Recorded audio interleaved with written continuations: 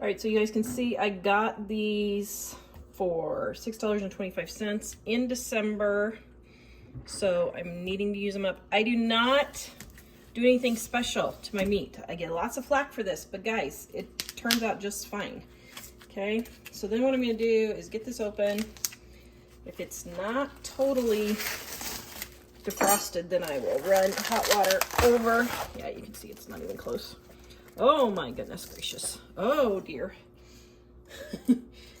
This is not even close to long enough. Okay.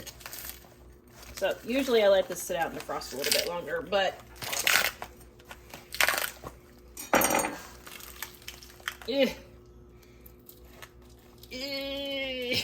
okay. Let's clear the... I was wondering, if you tell them not to wash chicken in other contexts. Is that a problem? Yeah. Okay, I really do not recommend washing chicken, but right here I am just getting this peeled off so that I can get it in the crock pot.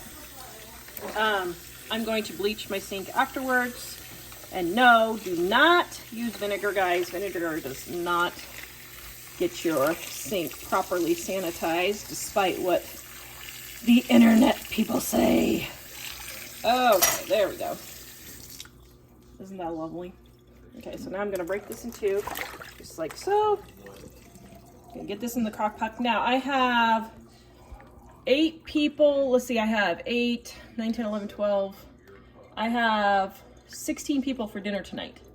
So I'm doing 2 packages, so I'll have leftovers for tomorrow. But let's go put it in the crock pot. Okay. We need your help reaching 20,000 subscribers. Would you guys please subscribe, hit that thumbs up, and hit the notification bell so you can be notified when we have more money-saving recipes come out. Okay, then what I do is I sprinkle with seasoned salt liberally.